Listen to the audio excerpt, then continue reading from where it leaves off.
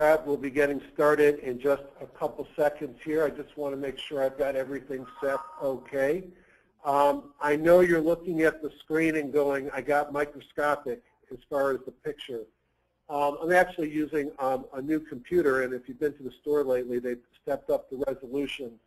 And when I flip through charts, as you'll see tonight, if it's not much lag on your internet, you'll see how fast this computer is compared to others.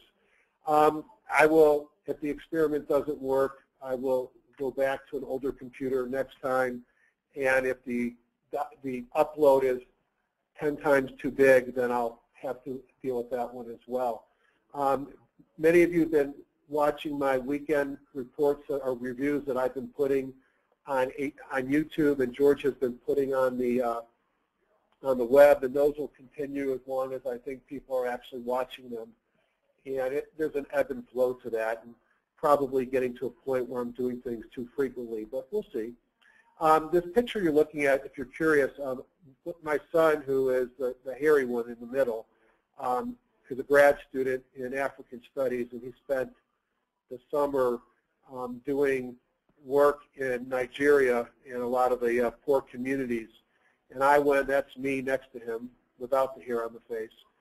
And I went to visit him for several days, and we were walking around one of these very poor, predominantly Muslim neighborhoods in a school bus stop, and they all got out and they wanted to take their pictures with us. And I have a feeling they don't see a lot of 6'5", 200+ pound white people walking around, because it was an interesting, it's quite fun. And I have this as my background on my computer, and some of these kids are just a riot, and some are really photogenic, but it was kind of a cool thing, and that's that. So I'll do my usual introduction. I did put one on the web at least on YouTube a couple days, so I'm not sure if George uploaded it or not. And I spent some time looking at other programs and how I go from the watch list in HGSI, and what do I do during the day. And I'll probably do a little bit of this right now, and probably want to dissect Apple a little bit and get a feel on how you might want to be playing Apple right now. Apple and Google probably are two things to look at. Priceline, another of these major stocks. Things have done extremely well over the last many months, and only one of them, Google, is continuing to set new highs, and it looks like it might be running out of steam as well.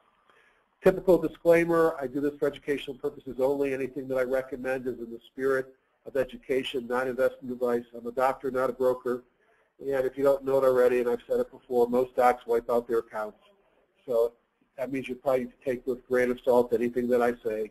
What probably makes me different than most of the other people that'll be on the internet is I'm not affiliated, except very good friends with George and Debbie with highgrowthstock.com, but I don't own any software companies. I own all the programs that I present. I've paid for all the updates and the data, and I guess that makes me unbiased, but clearly I'm biased. I think very highly of the tools that I use. Whether good or bad, I probably bought a lot of tools that I don't use. I hide my desktop for a reason. If I want to go find something later, you'll see that reason, and that's because we could spend the entire time talking about the different programs I have. I demonstrate tonight the types of things that I use on a nightly basis and during the day to trade. There are a lot of programs that I have on my desktop that I still use, VectorVest, OmniTrader, Visual Trader, etc. But there are more things I use on the weekend. They've sort of fallen off my list of things I have to look at every night. If my wife was to force me to get rid of everything but a couple of programs, I'd have to have TradeStation or Thinkorswim, and unfortunately, I'm stuck with both because I paid a lot of money for plugins for TradeStation, which are not available necessarily for Thinkorswim. I need an analysis program, which high growth stock investors what I use. EdgeRater is a program you can use that can allow you to back test things that you try on highgrowthstock.com. Seasonal analysis, there's a number of programs. My favorite is Magenta Trader, although I also have Best Choice. And one thing that's kind of interesting is that a lot of programs that have recently come to market, including OmniTrader, now have seasonal analysis modules.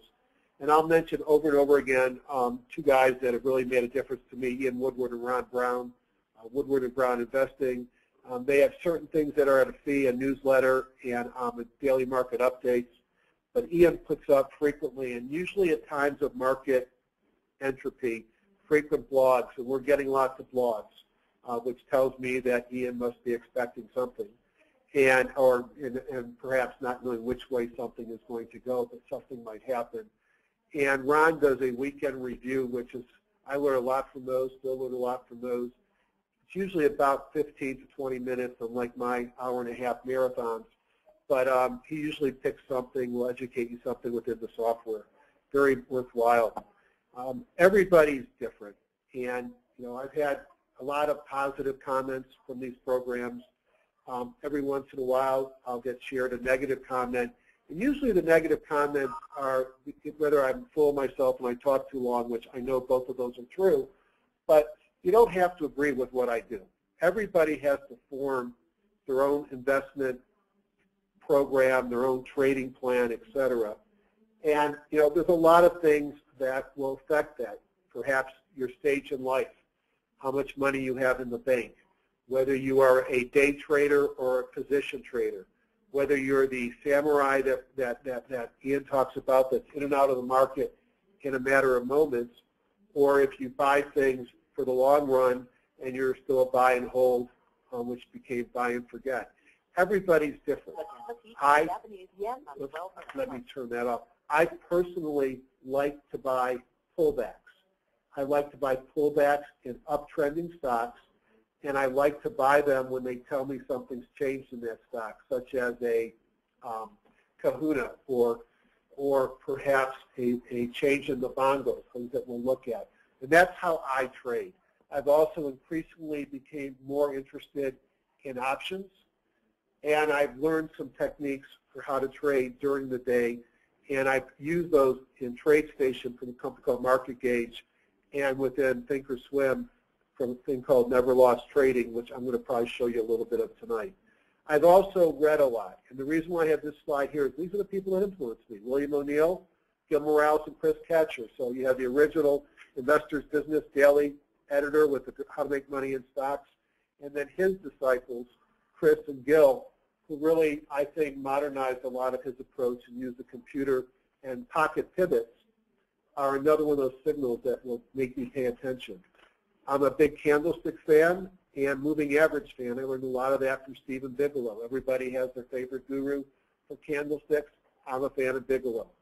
I believe that volume drives prices, and that I'd like to be buying those instruments that the big money are buying. And you can look at effective volume. The Never Lost Trading program is all about the big money, and it's a lot easier for me to use. I've learned the hard way that it isn't always the name of the stock I buy, but it's how big my position is and where I set my stops. And that's what you learn from Van Tharp, certainly the expert.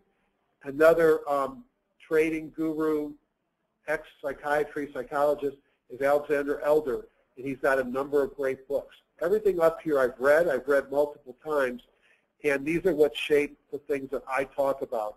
There are many different ways of trading, many different folks than I, and again, you have to pick and choose what makes sense to you. And I appreciate you being here, and those that are watching on the video, appreciate you doing that, but this is what I do. It may not work for you. That's not a problem. And Ron Grunke, if you're sitting watching this, and this is all great, but I really don't have the time, and I'm really in trouble because I didn't save enough, and now I'm retired, and I get paid 0.25% on my investments in the bank. You should read some of Grunke's stuff, because he's all about how to make money, low-risk environment, covered calls, how to protect yourself. For the high-growth stock investor guy, it's a honor, perhaps, because it's not cha-cha-cha, go, go, go. But, I'm 54 now. I actually pay attention to this guy, and I have part of my portfolio. Right now, it's probably a practice part, but as I go on to my retirement, it will become even more important as I look at using covered calls and potentially naked puts to create income. I also will say, I like that's a buy, that's a buy. That's nonsense, okay? You're not watching me at 9:30 in the morning. You're watching me at 8:15 at night. So when I say it's a buy, it means I like it, it's attractive, and if it does certain things, I may buy it tomorrow. So I create a watch list. I have pre-programmed setups and triggers in most of the trading programs with the brokers I use, and either automated in TradeStation or manual in Thinkorswim, I look for those triggers to be hit, and then I may have set up a buy already, which I might show you how I do that in Thinkorswim because it's pretty cool, or I may have to do it manually. And as I said, I use some tools in the real time, MarketGauge.com, NeverLostTrading.com, and others that help me make decisions during the market day. Debbie, somebody said they're unable to hear the audio. Can somebody say yes that you can hear me? Or just type in yes.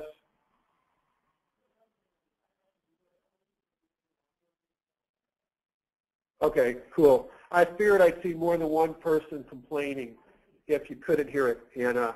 But I'm trying to be attentive, and I got to tell you, nothing's more frustrating than when you spend an hour and a half at home doing a webinar for yourself to upload to YouTube or wherever, and you realize you forgot to hit the record button. The good news is the second time around is better because you've already practiced it. But boy, it's piss off the life. Tonight's agenda will be my usual market update. I'll look from a top-down perspective. I'll mention shortcuts as we go. And I'm going to watch the clock, but I'm going to try and jump into Thinkorswim and TradeStation a couple of times, and I should have enough bandwidth to do that and not screw up the recording. Can't mention enough about these two guys. And hint, hint, they've said it now at least half a dozen times. If we don't sell out or get a much higher number at this month's seminar, it's it. And I hope even after he's done the seminars, Ian and Ron stay active. But if you haven't seen these guys live, you're missing something. It's October 27th through 29th. I promise you, if you can put up with me for an hour and a half, you will love your weekend because I learned from these guys. Both of them are great speakers. Ian is just an amazing person. He's been called by John Bollinger as one of the greatest analysts of our time. Ron has got an amazing ability to read something, get it programmed at highgrowthstock.com, and then get us all using it as part of our daily routine. They put on a great meeting. I think it's 12:50, and they feed you, they entertain you, and it's just a fascinating and fabulous program. The website here, you probably know about it. Most of you, as I see a lot of familiar names. But the free weekly reports can be found under reports. Ian's blog can be found under the blog.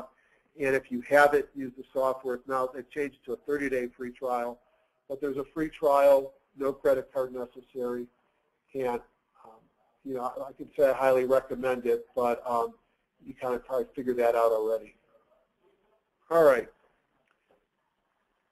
So lastly, I think those who've watched me know how much I care about what the market's doing and that this really dictates everything. And without repeating what I always say, we're still here. I mean, we're still in this level of uncertainty where I think there is a question of what to expect tomorrow. Will the market go up? Will the market go down? Unfortunately, I have no idea, and it's going to be news-driven. There are things like the VIX remaining extremely low, although the VIX is going to go into a seasonality time where it usually gets higher. But we're at a point where the market is really that Darvas box land. And unfortunately, it's not a Darvas box that's created by a technical pattern. It's a Darvas box by the news. The news is bad, it trades down. The news is up, it trades up. It's good, it trades up. And then somebody comes in and downgrades the country or does something else, and it trades back down. So in a Darvas box, which is that period of time that lives up here, which is I think we still are, you don't know if it's setting up for the big fall. And we got through September, but it's still October now. Or it's just pausing to refresh, and are we going to go into a climax run for this market into the election and into the Christmas rally? And as has been well described on the board, there's lots of uncertainty out there. Europe overall, Spanish bonds, Greece, Iran and its nukes, the price of oil, our elections, our debt, our unemployment. So many different things seem to indicate what the market or dictate what the market does. And as I put up here before, and I think it's worth saying again and again and again, don't fight the trend. It's very tough to tell me where you can short a stock in a strong uptrend. Yeah, I know you short it here and you sell it and you buy it back here. The problem is that might be 3 hours and you might be in a car working. And it's very tough to figure out where you buy a downtrend. Yeah, you buy it and sell it. No, you go long on retracements or pullbacks in an uptrend, and you go short on retracements when on the down. So on that note, again, reminding you on the website under the Learning Center, lots of webinars by a lot of people smarter than me. Be your own guru. You know, I can't tell how many times I heard Ian say, I'm not a guru. I teach you to be your own guru. That's what he does, and it's a great thing. Invest in it as a business. Make sure the right employees. To me, that's tools and software. Continuing education matters. And trade the markets we have, not the one you think we should have. On that, time to go play in the market. So I'm going to start with a quick thing that I looked at on Sunday in TradeStation, and I think it's worth looking at again. And all right, I got to redo this. I'll come back to it. TradeStation has a lot. The reason why I still use it, as I said before, is that I have a lot of plugins that I've bought over the years. Now, it may be that it's not going to cooperate with me tonight, but as people have been watching me before know, I spend a lot of time looking at the Commitment of Traders report, perfect, in TradeStation. And this is something I learned from John Person. And basically, the red line, which we're going to ignore, are these are commercials. These are guys that might have a hog farm, and they might be buying or selling futures to hedge against the price of their hogs. They might be, cattle men, and they might be concerned about the price of corn, and they might be buying or selling futures in case the corn goes up or goes down based upon the world that we're living in today, and what the CF and fertilizer companies have done because of that. The yellow represents us, the little guys, the little speculators, the small volume guys, the individual traders.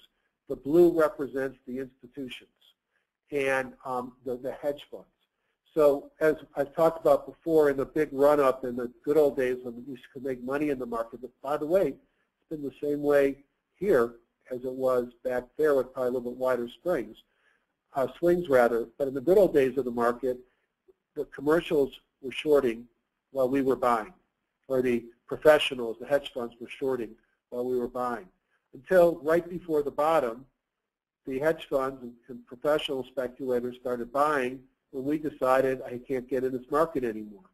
So what's been happening of late with some of the entropy in the market is that the smart money have been shorting, and they haven't been that smart because the market has had a nice run.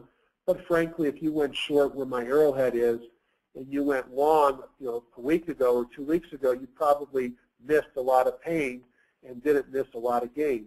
Well, let's take a look, as you can already see what's happening now with the Commitment to Traders report. I've mentioned the last couple of times that I thought there was a change coming, and there's a change. And the professional speculators, the hedge fund guys, the institutions, have now gone long on the Commitment to Traders report. What that says to me is that's one piece of evidence that says that just maybe this market is not ready to roll over, and it might be time to get back into the market. Now, I say that, but I do want to point out, get more data on here. Sorry about that. That they were early here, okay? They started buying as we got closer to the bottom. So this may be an early sign of strength, but it's a sign of strength nonetheless. So I apologize for the guy that can't get the audio. I'm glad everybody else can. So I'm going to get out of TradeStation. That's one of the first things I check every night. As you can see here, there's nothing happening in the futures as of yet. The S&P 500 is down a little bit. The NASDAQ's up a bit. And as you're probably well aware, what really matters is the fair market. You have to know what fair market value is to really know what the futures are really doing. And so I always go to CNBC as we do these programs, and it'll probably show us not a whole lot. All right, so they're not a whole lot. I mean, they're basically not doing much. We'll talk about what the market did today at some point.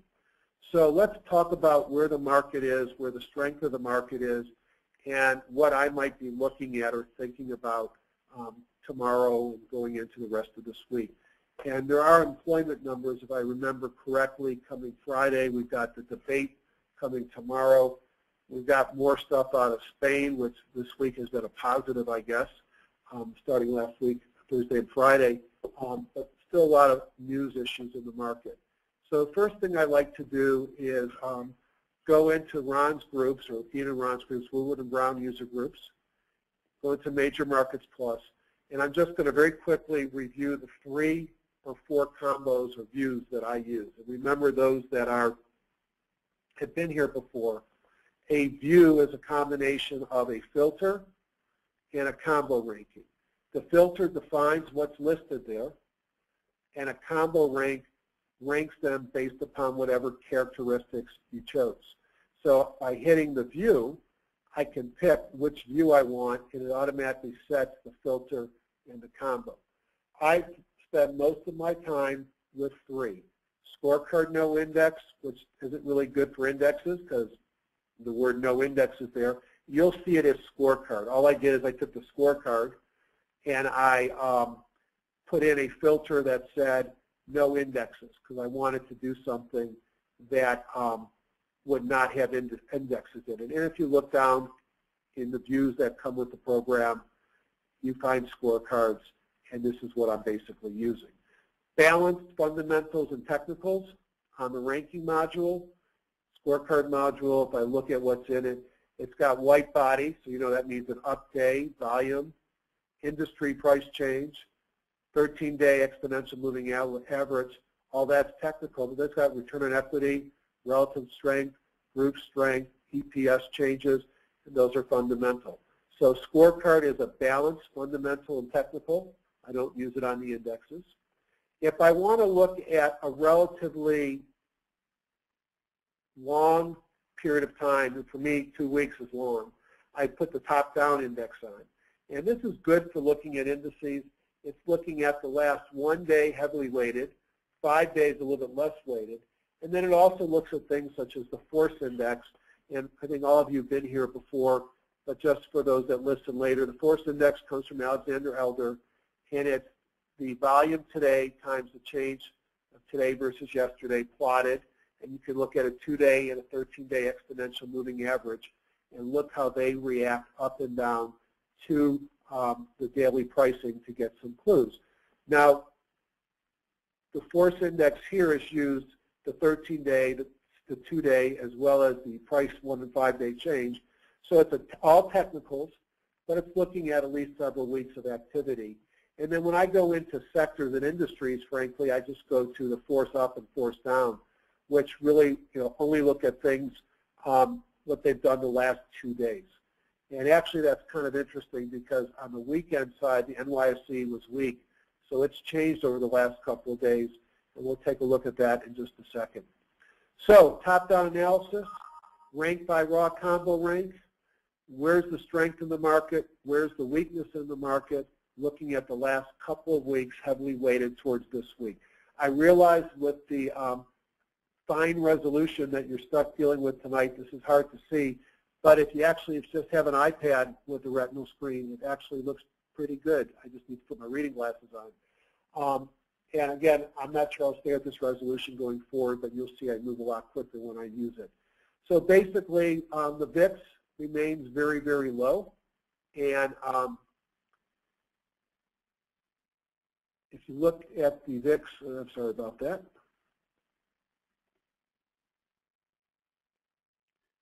And let's look at some more of the VIX. VIX has had times where it's run up to 50 or so, but it's been living in a very low area here, and which would suggest not a lot of volatility in the market. Those that are still long any of the contra ETFs or the volatility ETFs know what it hurts when the volatility is sucked out of the market. So one argument is here is that maybe the market continues to go up unless the VIX starts to move up, and that'll be interesting to see. And the VIX seems to have a lot of one-day wonders where you have a bad market day and then today you have a shooting star. So certainly nothing here that says the VIX is about to take off.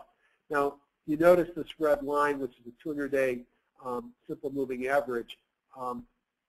I think that the VIX is going to be not a place to trade, or at least be on the long side until it can break above that 200-day moving average, and it's still got a ways to go. You know, one thing that I find interesting is you can even look at seasonals. Let's see if I can find it here on the VIX. I can't remember what they use in this program. It's not that. Let's try VIX. So if one looks at seasonals on the VIX, something that might be interesting. Let's just take a look at this. The VIX, from a seasonal perspective, is about to go through a period of time, and I'll come back to this chart later. We see the green where the VIX is likely to go up. So, you know, October is a time of volatility.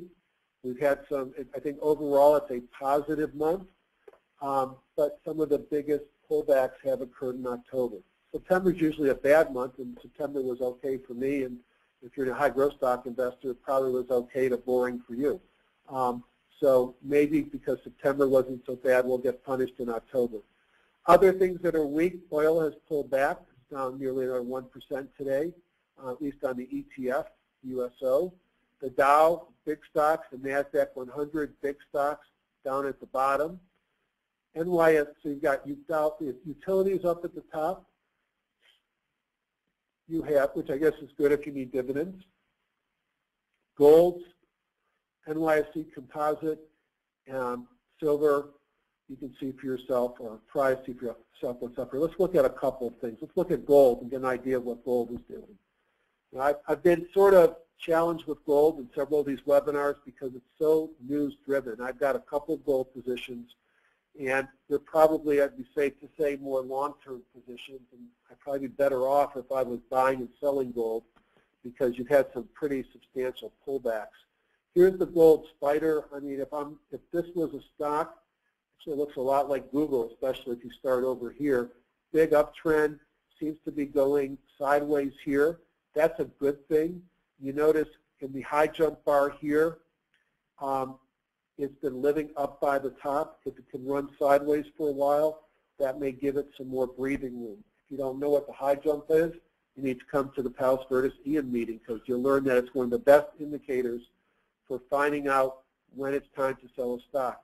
Now, I've also convinced myself this week, when I look at some of the downgrades, that some of these analysts must be stealing Ian's indicator because they seem to downgrade sectors when all the stocks are hitting at the high jump bar.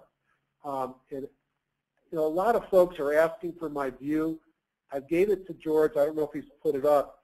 I get nervous giving my view because some of the filters I change around and might be in different places. Anybody that's at the meeting, we all share everything when we're there in Palos Verdes anyways. So gold may be pausing to refresh, high jump bar up near the top. If one looks at the bongos and the force up here, these are momentum indicators, you see the daily bongo has gone to red, so a little bit of a pullback there, and that's kind of what you're seeing here. I look for gold to trade sideways until we get some major news movement. And trading sideways here is a great thing because that'll give pause to refresh, and it'll give it time for its next leg up. And unfortunately, I read Peter Schiff's books, and I think gold someday is going to have to go much higher because if we keep printing these dollars and bailing out the economy, eventually we're going to see some inflation. We're just not seeing it now. And I'll try not to be political tonight. I don't like to be political. The NYSE, if you think about what's in the NYSE is a mixture of big and small stocks. It's a lot of different stocks. Different than the S&P 500 and the NASDAQ 100 and the S&P 100 because it is large stocks. And if one looks at the NYSE, and I always say, and I mean it, I'm not as good at writing trend lines as somebody like Ron Brown, and so I don't even attempt to do that. But I guess high before the most recent low.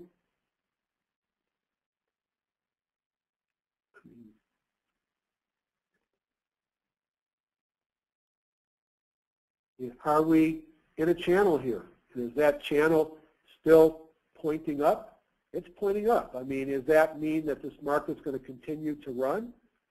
I don't know.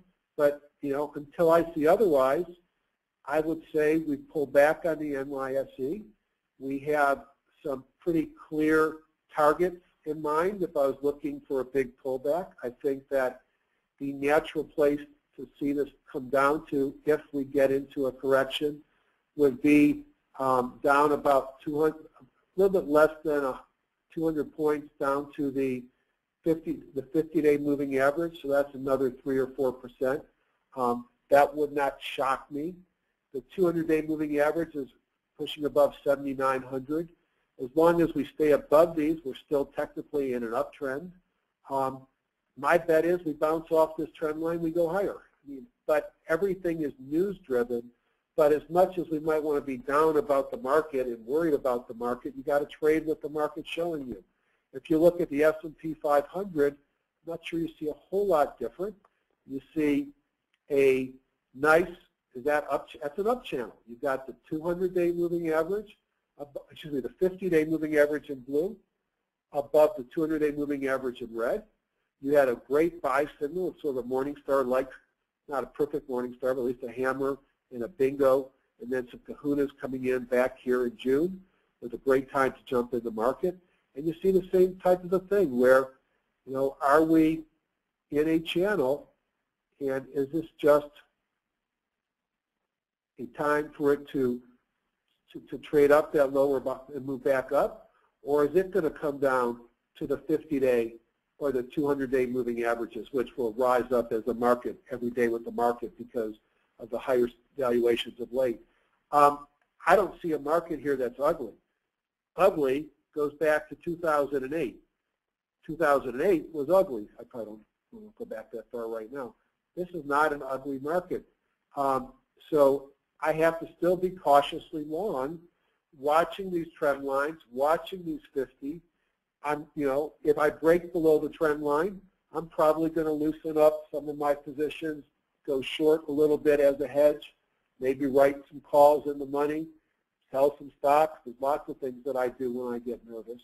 And I'm nervous. I think this market is a joke. I mean, I look at the world we live in. I look at the economy. I look at slowing numbers. I look at the entropy of an election, potentially a Democratic win again. And I wonder, why does this market keep going up? And the answer is because Bernanke keeps printing dollars. So hard to go against the Fed. And whether I think the market should be going up or not, we pull back. We're at a trend line. We are 2 or 3% above the S&P 500. I mean, excuse me, the 50-day moving average on the S&P 500. We're still in an uptrend here. Now, the 8-day exponentials pulled below the 17, but that's a very short timing thing and probably too short. Ron often uses the S&P 1500, and I myself have been getting pretty fond of it, and I'm fond of it for a couple of reasons. This is like, to me, the ultimate balanced index. It's got the S&P 500, so you got the big guys. It's got the 400, so it's got the middle guys. And it's got the 600, so it's got the small guys. So this is really a nice broad-based, well-managed company, S&P. It's their composite 1500. They don't change stocks every 3 days. Widely available. And you see the same thing. You see the S&P, and I'm just going to play with, I'm going to take some poetic justice in some of these trend lines. But, I mean, I'm living in between those trend lines. Yes, I've got the 200-day, the 50-day, and the 200-day here as potential support. I'm in an uptrend. So I can say anything I want about the market. I'm cautious. I'm worried. I don't believe it. I don't trust it. All that stuff is true. Market keeps going higher. And I think, to me, it's important to watch. Do we stay in this uptrend? And again, it's not what I think it is or what it should be or what you think it should be. It's what it is. What it is right now is a slow, methodical uptrend. Now, I like to look at the dollar because I probably am way too heavy weighted in anti-dollar instruments, and so I got punished a little bit over the last couple of days. So what's anti-dollar? Gold, silver, oil, coal, natural gas, commodity stocks. Those are anti-dollar. So if the dollar goes down, those things do well, and those things have been doing quite well. When the dollar makes a comeback, those things don't do well. So you can see if the dollar was a stock, and here I'm looking at the UUP, which is in one of Ian and Ron's indexes that they like to use, you can see percentage-wise it's about a 10% hit. But you can see a rather steep drop in the dollar over time, and that, I think, is part of why this market has done so well. And I believe personally that if the dollar starts to rally, which may be good for America long term, it's a sign of strengthening economy, improvements perhaps, in the U.S. Maybe it is good for the long term of the country, but it won't be good short term for my market, for my stocks.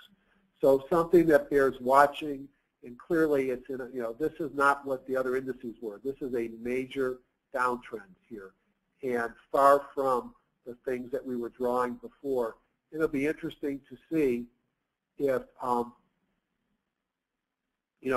do we get above this trend line, or are we going to bounce off of it and go back down? So I think the dollar is a very important thing to look at. I don't pre-do these except when I forget to hit the record button. So I haven't asked this question of myself yet, so I'm just going to jump quickly back into TradeStation, and let's take a look at the U.S. dollar and see if there's anything on the Commitment of Traders report. Yeah, I don't know what this means. I don't know what this means because I haven't spent much time looking at it. I usually look at it on some hard commodities, and on the S&P 500. It shows that the smart money is buying the dollar all the way down. But the problem is I don't even see any little guys in here. So yeah, I'm afraid to comment on this. I don't quite understand it. So nothing's changed in there. All right. So I'm now convinced myself. This is why I like doing these webinars, because I talk to myself and I even answer myself, but I don't think I'm schizophrenic. But I help to sort out the battle in my head, long or short, good or bad. Tepid, this is like the lukewarm bath water. It's not cold, but it certainly isn't as hot like I like it. But it's hard for me to short this market, although I am nervous, and I think everybody has to be a little bit nervous right now, just because of the news-driven things that, you go to sleep tonight, you have no idea what it's going to look like in the morning. Step number 2, and why start with the markets is simple. Top-down investing, I believe that 50, 60, maybe even more of the stock behavior tomorrow from my buy list is determined by the market. Market's up 300 points tomorrow because Spain is saved, Greece is saved, and Uncle Ben actually made sense and he didn't hurt the market like he did yesterday. Everything goes up, and I look like a genius on my buy list if I give you one. And if the opposite happens and the market drops 300 points, my stocks drop and I look like an idiot. So it's not the stock, it might be me, it's the market. So if the market, say, is 50% of what happens tomorrow, then another 30% is going to be the industry. And why does that matter? Well, for example, Seagate and Western Digital are probably going to be fine tomorrow, but one of the things that happened tonight was XRTX, and it's on a different screen, we'll leave it alone, which is in the enterprise storage world, had just god-awful, horrible, horrendous earnings and reduced numbers going forward. And I once asked myself on this program, why do Seagate and Western Digital trade at a PE of 6 or 8 when they have growth rates in the hundreds or thousands? I think that's the reason. It's a very volatile market and a history of a lot of missed numbers. So it'll be interesting to see if they fall and if that whole industry gets hit tomorrow, which would not be a big surprise. certainly, if you watch this long enough, things move together, sometimes more than they don't. So this is a top-down, and if I'm looking top-down investing, I really don't care what was working 2 weeks ago. I want to know what's working today. So I don't use this top-down analysis much to rank the indexes. I leave it here because I was there before I switched over, but I also leave it here to point out that there's 142 indices. I want to know what's happening now. I go to my elder force indexes. So I look at two. I look at the force up, which were 67, and I look at the force down, which are 28. So bulls versus bears, 67 versus 28. I know what that answer is. The bulls are winning. So more sign that the market is trending up. Now, in the background, I'm going to open up Edge Rater because I forgot to open it earlier. And I'm going to, watch, I'll probably kill my bandwidth when I do this. I'm going to update the software while we're talking because that's another clue for me as to where the market is going. I didn't mean that update. I mean the update where it imports. Let me just do this real quick.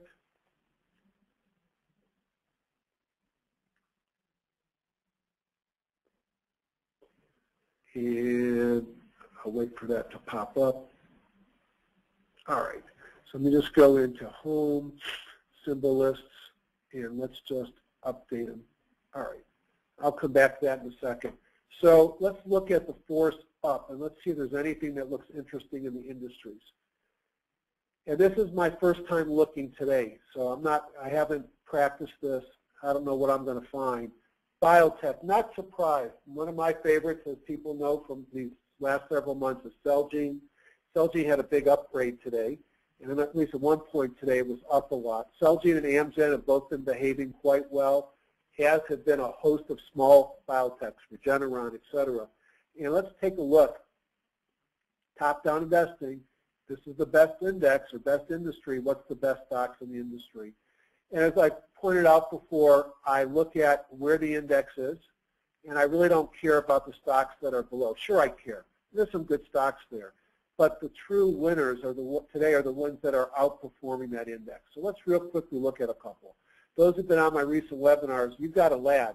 I have no lag here, real time. It's just so much faster using a computer with a lot of memory. So here's Gilead, and this is a shame on Jeff because I don't own this one. I know the stock well, and it had just a major trashing several months ago when it made an acquisition, and then their drug from the acquisition looked like it was going to be a dog. And there was just a great buying opportunity in the low 30s. And we're talking beginning of this year, so 10 months ago, 9 months ago.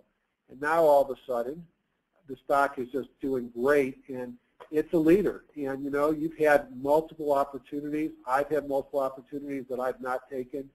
It's been predominantly green in my favorite momentum indicators on top. And it's had a very nice move, multiple pocket pivots, had some good volume come into the stock today down here with that pocket pivot. Is this an exhaustion gap up? Is this stock done? And is that the pocket pivot a sign of exhaustion? I think with the sector being so strong, this is a leader. I think this is in the beginning of a continued run, but it's moved up a lot.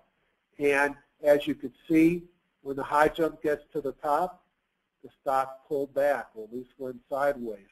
And that high jump is getting up close to the top. So it might not be an opportune time to buy. I'd rather find a way to get to this stock back down at the 17-day or even better at the 50-day. Beautiful stock. Missed that one.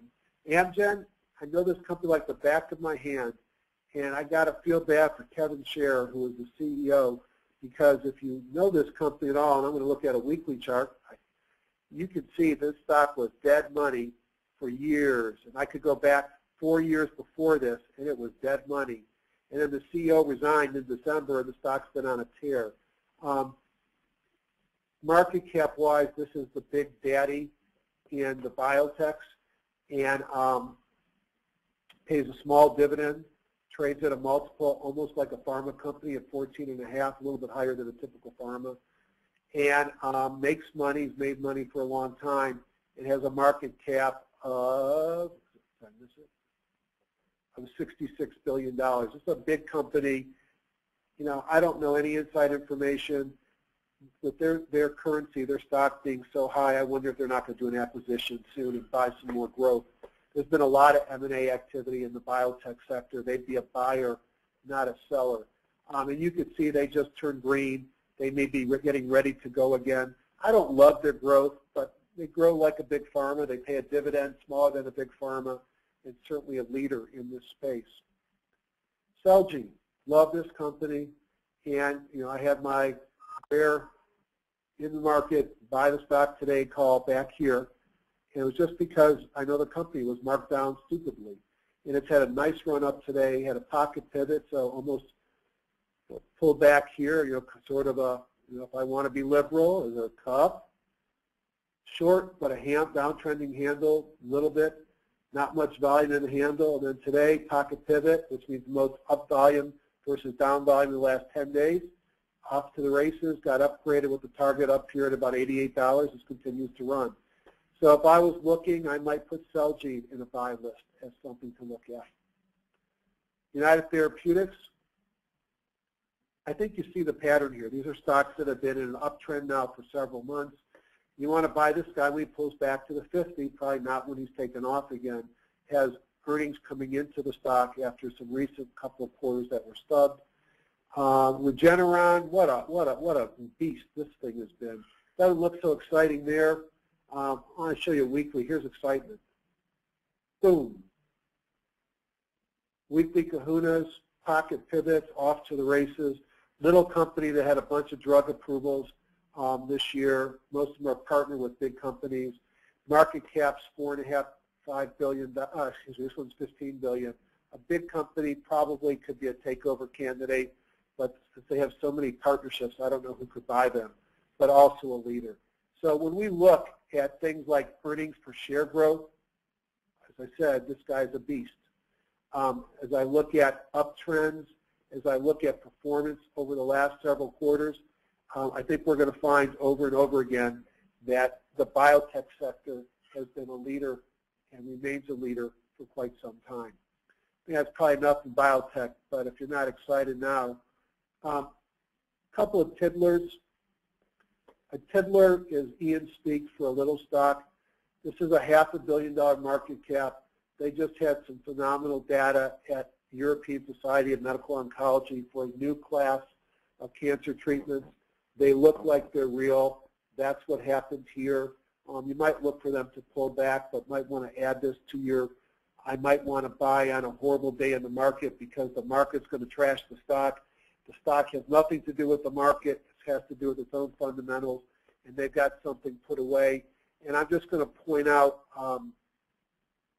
did I make it here? All right, I was looking at a couple others that are in that game. PCYC, we've spoke about it several times on this call. They have a leukemia drug.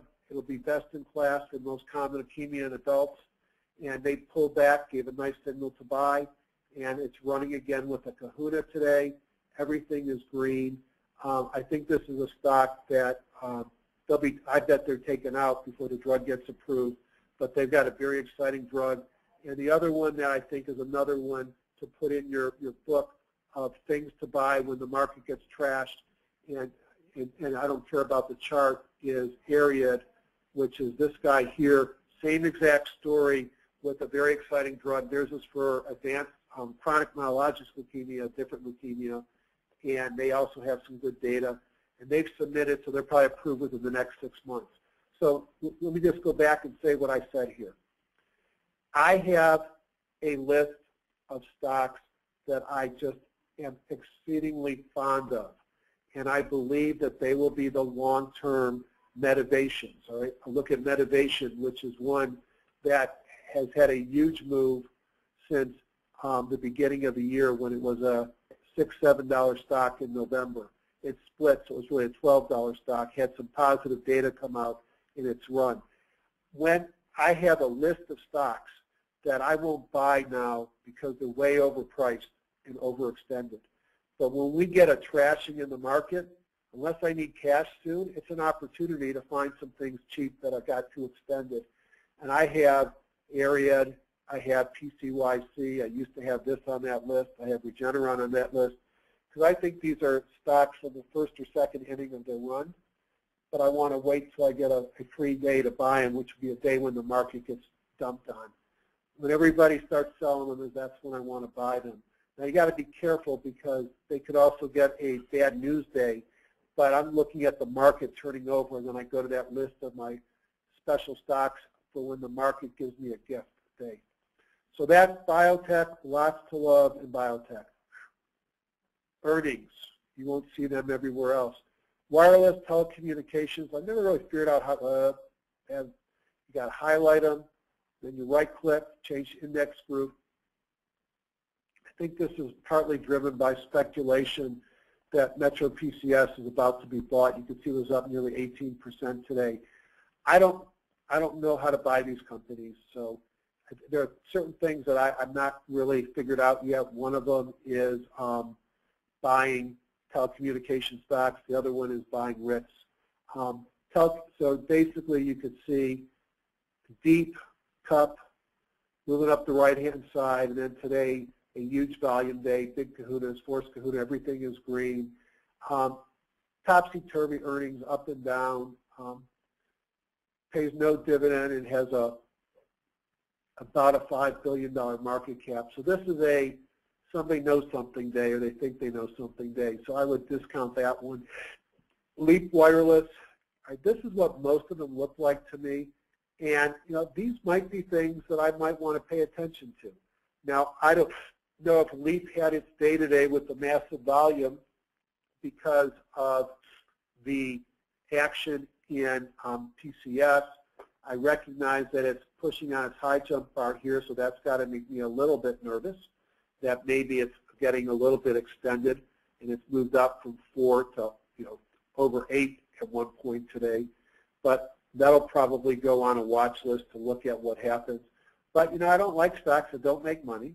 It doesn't make money, and probably doesn't pay much of a dividend either because it doesn't make any money. I don't buy these stocks, but maybe I should be based upon their technicals and nothing else. American Tower, they've had some recent noise about buying some cell sites from the legacy companies, and I guess this is one of those companies that will make money going as long as we use cell phones because they lease these out. Everything's red. I don't like buying things red. A lot of negative pocket pivots.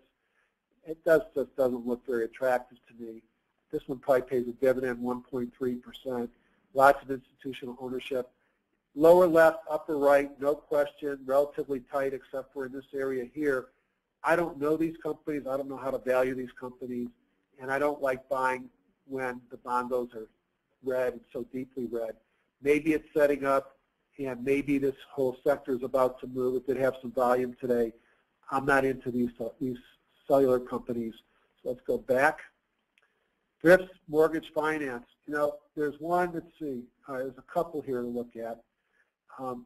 The one that I've been in is TCBI, but it's not in this group. It's a different type of bank.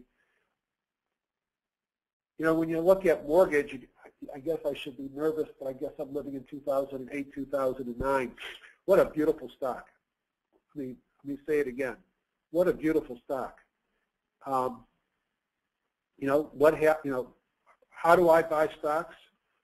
I buy stocks that show me momentum changes, something changed.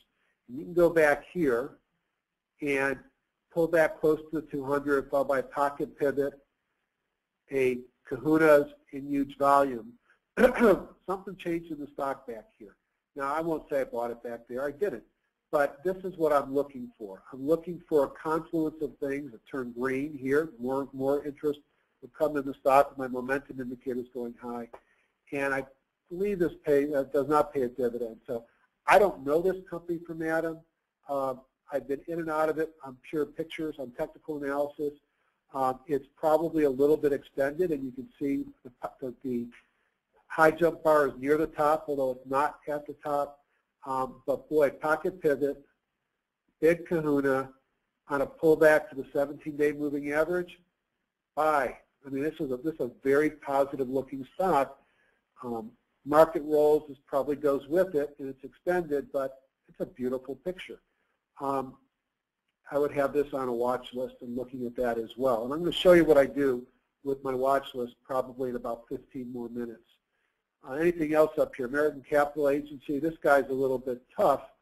There's a lot of looseness in this stock. Doesn't make any money, unlike the last one, but it's sitting right where it's been a good buy signal. You buy at the 50 and sell it when it gets up to the top of the high jump bar. You've had several opportunities to do that. Why do I like buying stocks here? I'm not saying I would buy this, but because I'm not that smart and I can figure out where to put my stop. Put my stop right below that blue line, which is a 50-day moving average. I'm not risking anything more than 50 cents on this stock if I can buy it at the open tomorrow. And my premise is it runs back up here and it comes back down, and I can get a couple bucks at it, and I'm only risking a little bit below the 200-day moving average. And if I look at the stock, the close was at, oh, that's an easy number, 35, and the 200-day moving average, excuse me, the 50-day moving average in blue is at 34.74. I go in at 34.70, 34.60. I'm risking 50 cents, 40 cents on this stock, and I'm hoping to get it back up to 36.37, which is $2-3 bucks. So I'm shooting $2, risking 50 cents. I like that risk reward, but what I really like is the whole premise is if the 200-day is going to be support, it's going to move up off of it, and I'm setting my stop intellectually right under where the stock is today, and if it hits it, it means my premise of why I bought it is wrong. So I like that. Another bank, and I don't know this bank at all, but having in the midst of a nice run. I mean, the one that has been on multiple times that I've looked is this Owen Financial, and that would be the one I'd be looking at if I was looking to get into the sector. I do own for its dividend, which has been clobbered lately annually. I own it in some of the managed accounts that I have, which are not the ones that I'm trading, but I know why I own it. I own it because of 11.8% dividend. And if the stock price can stay stable, you can be very happy on a 12% dividend. And you can see that stock price has been ranging most of the time between 15.5 and 18, so not a lot of movement in the stock. And getting an 18% dividend is not a bad thing. And there may be an ex-dividend in here that has pulled it down some. But 12%, but what a nice dividend play that has been. All right, anything else that looks interesting? Back here, home builders, up, down, up, down, up, down. Seasonally a weak time for home builders, and you can see over the last 5 days there have been pullbacks in the majority of these.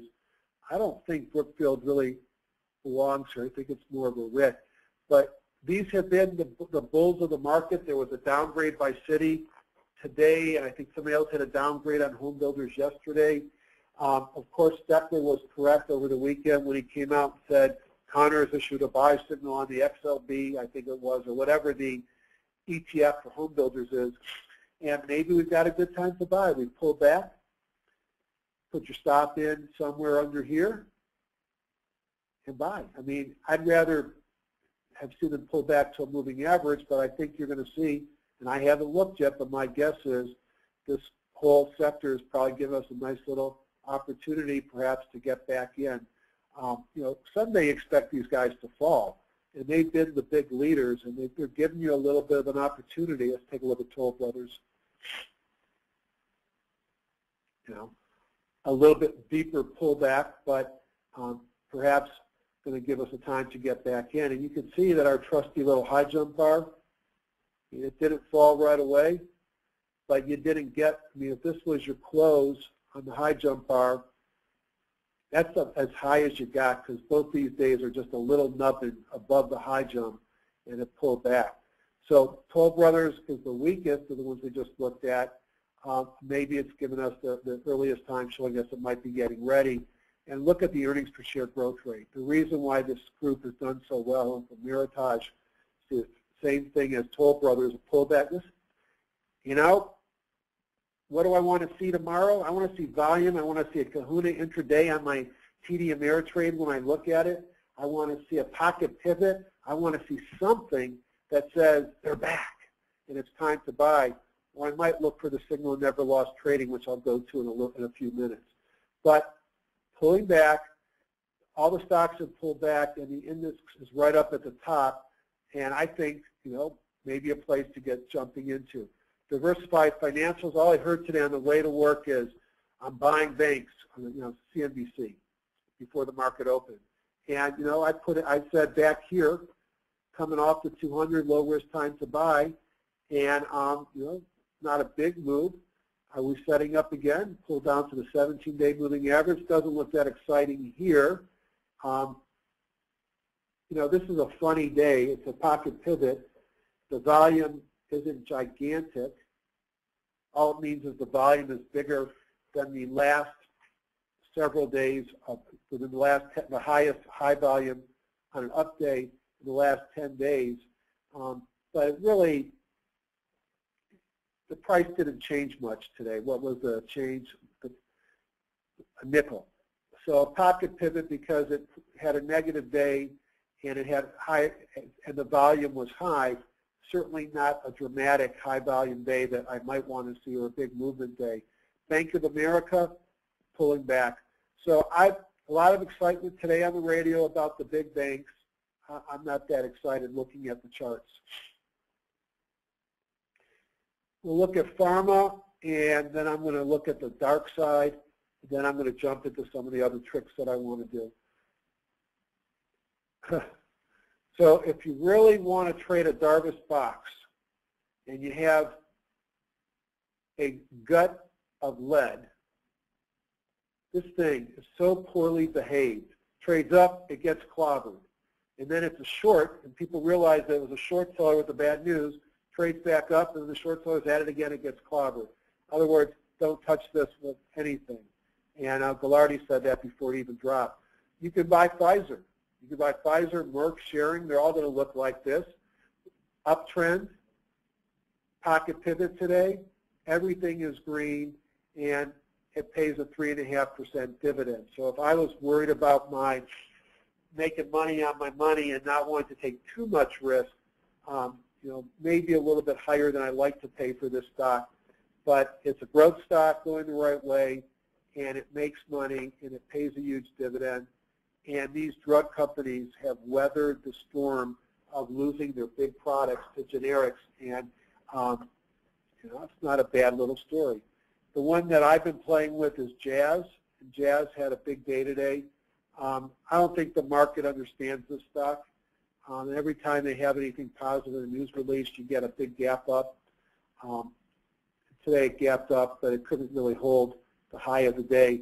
This is a company that did a funny reverse merger with a smaller company to move to Ireland, which brought it a pipeline and a lower tax rate.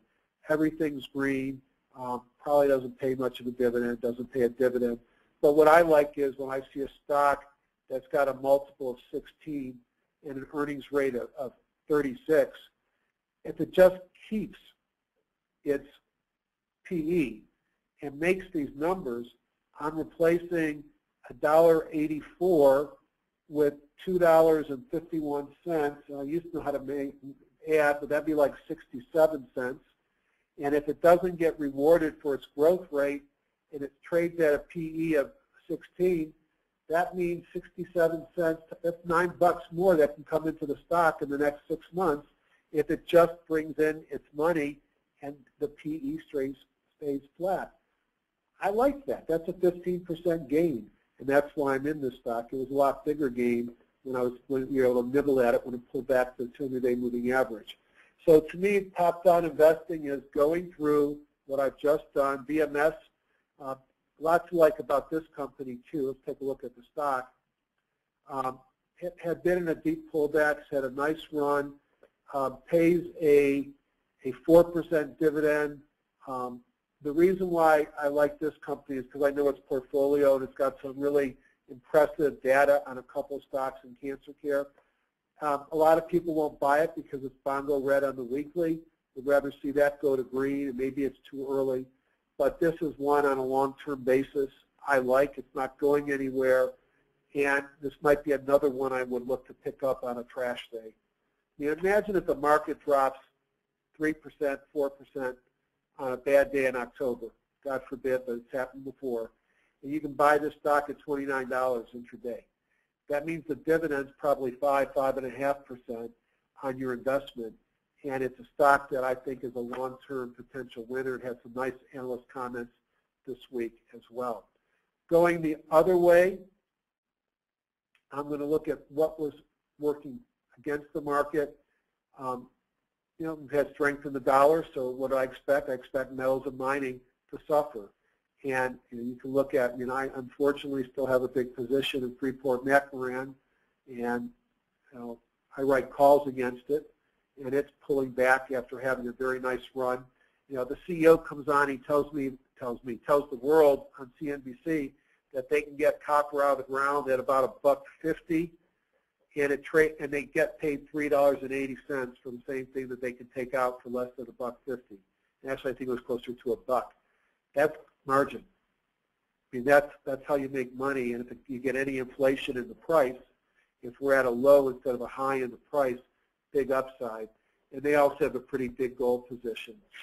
A little bit surprised that we didn't get more of a run out of these guys today with the Aussies cutting their interest rates.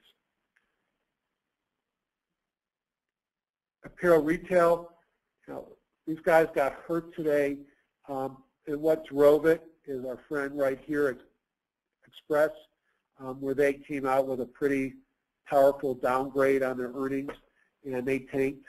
They tanked on massive volume, so they traded 12, almost 13 million shares, and they dropped $3.33. So that will give you a massively negative force for today. And that really, in a bingo, which could be the sign of a trashing and maybe a little bit of exuberance the wrong way. And I might be watching this to see if I can get it to move the other way. But got trashed today, certainly not a stock that I would want to be in long term, at least tonight. It pulled down the rest. Now the one that I've been, Francesca's, I was in, it pulled back. We talked about when's the right time to get in.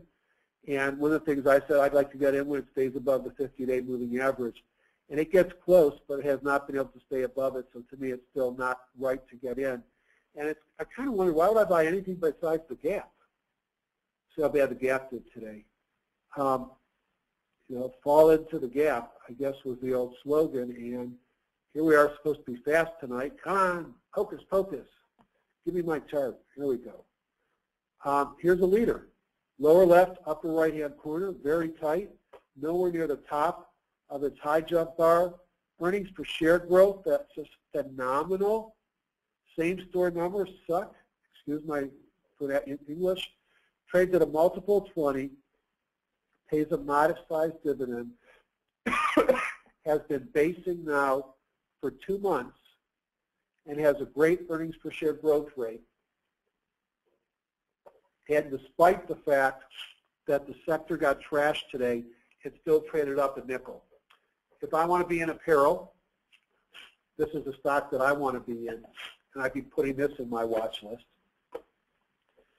All right, just real quickly up here, anything else that looks interesting? Now, if you have questions or stocks you want me to comment on, type them in and I'll see them in the question box. Communications, oil, gas services, steel. So a lot of the things that would be opposite the dollar were down today. Metals and mining, oil, gas, exploration, steel, gold, precious metals. So much of this is going to be tied to the strength of the dollar. Now, Sunday, I did one of the things that, that I like to do, which is my group inclusion reports and my GPAs to get an idea of what was working in the market. And let's do a real quick one right now. Well, first let's take a look at an edge rater. Close this down. Let's take a look at, oops, there's my multiple of icons are about to pop up on your screen. There you go. And let's just do a quick see what edge rater is telling me about the market. Now this as I've talked about before, and those who've been to the Ian's meeting, this was a killer of the Ian meeting because you had to do it on a traditional spreadsheet using a bunch of, what do you call it, macros, and we always had a problem. So this tells me the market is, as it's been the last couple of days, is kind of neither here nor there. I like to see the red or the green above 80% to tell me that the market's really moving one way or the other. And I also look to see how many stocks are above or below the Bollinger Band, above the higher, below the lower, because that also gives me a clue. And we're sort of in the land of 50-50, which if you're bullish, that's not a bad thing because it means you're not extended. And if you look back where we came from, you can see, let me go back, this is where we felt a little bit more bullish. There's the day. September 14th was a day that if you follow these webinars, if you do this type of analysis, that you knew we were in trouble. And in trouble, meaning that the market was at a point where it was going to pull back because a little bit over 40% of the stocks in the S&P 1500, so that means 600 stocks out of 1,500 were trading above the upper Bollinger Band. So as I look at where we are today, we've given up some of that exuberance. We've pulled back quite a bit, 50-50-ish, nothing above or below to speak of. So I see neutrality here. If you think back to the S&P 1500 chart and the 500, we pull back to the lower trend line. All that is consistent with it. So one quick thing I might want to do tonight is put together a quick watch list. And yeah, so what I will do is just going to play with my smart groups real quickly. Let me open these up. And I'm going to do a group inclusion report of some of my favorite smart groups. And then we'll take a look at them. And then I'm going to jump into my Thinkorswim and show you how I might play one or two of those if I find something that looks attractive. Pocket pivots I like. Best of Woodward and Brown I like. Best criteria, ERG 240. Growth, HGS 100 leaders, Florida EPS, strong EPS ring. I'm going to make a group. I'm going to call it AAA Web 10.02 gems. I'm going to look for the top 10. So these are all lists of the best stocks in the market. So I want to know which 10 stocks were on the majority of the lists. We hit OK, and then I'm going to have to call it a name. I'm going to call it Web Gems 10.02, and let's see what we come up with. And I hope I did this right. Let me see.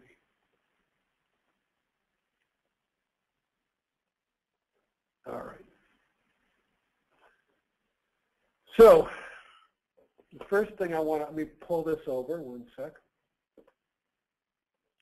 You get an HTML report opening up in your Internet Explorer, and it's going through the top stocks based upon those different searches.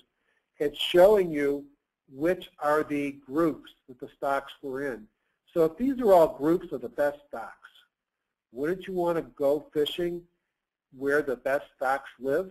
And if I'm in a lot of these groups, wouldn't that suggest I'm a really good stock to buy? I think so. So I saved the top 10, and let's look at them. Actually, I'm going to say, I got a few things I want to do. First I'm going to do is I'm going to play a little bit here. And I didn't want to do that. Try another one.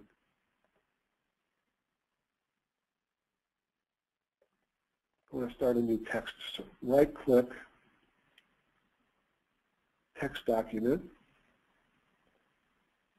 and I'm going to call it Web Gems.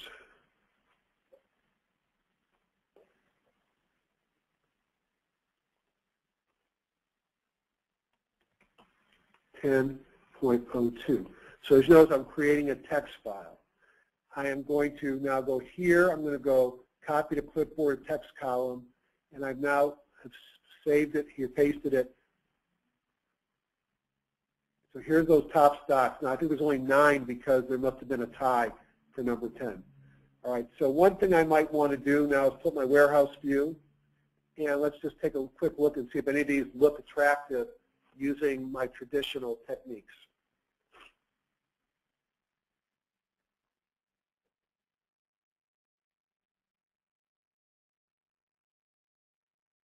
I actually see one thing here that's already kind of funny to me because I sold Flowtech to buy Lulu about, a few weeks ago.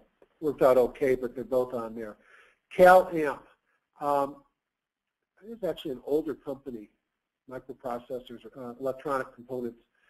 Everything is green, nowhere near the top on the high jump bar. Let me take a look at some more days worth of activity.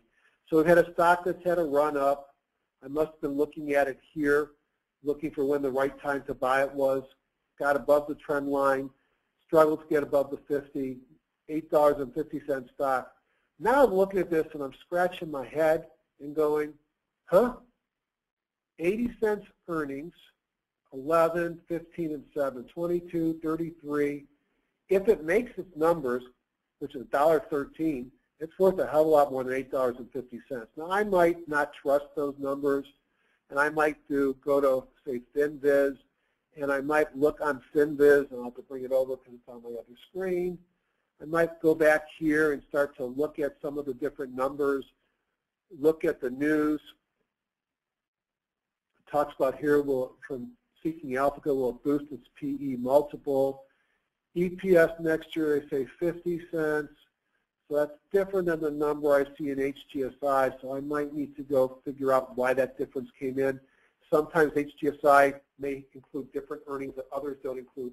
But even if it makes 50 cents next year, and it's growing at these numbers here, it should be worth a lot more than $8.50. So that would probably be worth a watch list and figuring out when the right time to buy it is. Craig Computers, this used to be a really cheap stock, not as cheap as it used to be. Everything is green, not much in the way of earnings per share left. It must have had a great number here, which is why the stock went up. Curious when the earnings came out. Let's go back to, you see I did right click, info from web, pulls right up into FinViz. Earnings were July 31st at the market. Mostly holds. I'd want to read more about it, understand what's going on, but frankly, cup, kind of a sharp handle. Is it running again? Are we the right side of the handle? Give me a volume in Kahuna tomorrow and I'm into this stock. But I need to see a reason to be in it, and I don't see that reason yet. I like the pattern. It's interesting. Homeowner's Choice, I own this stock, and someday I'll have to pull out my records and show you guys. Got into the stock when it came off here. Two kahunas, moved above the 50-day moving average, and it's been running ever since. It doesn't move much in a given day. Everything's green, lower left, upper right. I'm not sure if I put this in the leaders index that crashed or not. Probably time to get out because the earnings per share growth that got me in is gone. And so now it's going to be stopped out purely on technical reasons. Forrester Group, don't know anything about this company. What is it? Is this the research company? Real estate development, so no dividend, huge PE, don't know anything about it, will probably pass. Very deep cup, pull back, just sort of a high tight flag, and it's pulled back and going to run again, maybe. Something to watch. Don't understand its earnings per share, would need to read more about this company. Flowtech, oil services, I believe, I remember correctly, specialty chemicals, okay. Drilling and production equipment, so it works with oil services. I've been in and out of this stock. The problem with this stock is it doesn't really move anywhere. I'm now looking at a weekly chart, and even when the 50 here was around 10, and now it's around 13, that's 30%. But I have to own a whole lot of shares of this for it to be interesting, which is partly why I got rid of this stock, because just I'm looking for cha-cha-chas that are going to run, and this just hasn't been a cha-cha-cha. But, you know, pull back, handle within the handle, maybe running again. Here's Jazz, which we looked at already, a leader. S-O-U-F-U-N. Is this solar fund? No. Computer process, S-O-U fund, Chinese computer processing and data preparation. Well, when you see things like this, you got to scratch your head and maybe go look at them and understand. I mean, you could certainly pull out your trend lines, and you could look at something like this and go really back here, and you broke through your descending trend lines yesterday. You traded up today. You got huge volume that's come into this stock down here. Everything is green here. I don't get the earnings per share stuff, and I don't necessarily trust little Chinese stocks. $1.5 billion market cap, 10% dividend yield. I'm probably doing research on this stock tomorrow to kind of figure out what its story is, but it made these lists for a reason. It's gone from 11.8 to 18 in 2 months. Everything's turned green. Again, huge volumes, a couple of kahunas. I don't know enough about this. The high jump bar is maxed out, which probably would scare me. Huge dividend. I need to know more. It's worth looking at. That's why you create watch lists. Celgene was one of probably my favorite of the night still, and we talked about that before.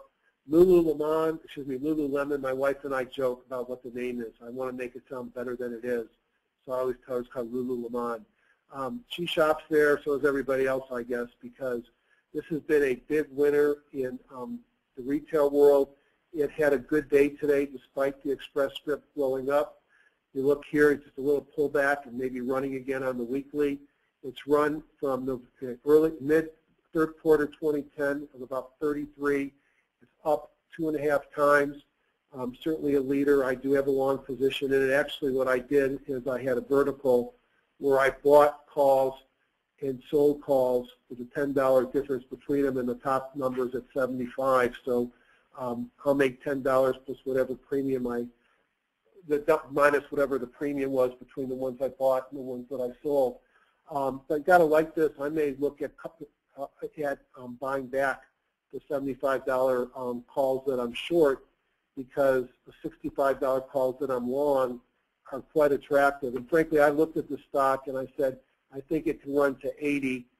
I got nervous up here and I sold calls in the money to capture as much of my profits as I could. But I may be premature. I think the stock has another run in it. Lululemon, very attractive. All right, so now I'm going to take you on a quick journey of what do I do in the market. I think it's a very legitimate comment was asked of me. How do I, during the week, how can I monitor all these stocks that I seem to want to follow, and at the same time I work for a public corporation? How do I actually do my job? Fortunately, they have internet on airplanes, and I fly for a living, it seems. I'm not a pilot, but I fly more than most pilots do. It'll be funny when they ask me why I retire, I will pull out my top elite on United, US Air, and Delta and tell them how hard it is to get 3 top elites in the same year. Somebody brought up UNG. It's a beautiful chart. And what's his name? T. Boone Pickens, whatever his name is, the oil and gas baron who's on CNBC all the time, thinks we're going to go between $4 and $5 before in the next 12 months on gas. That will be a double from here.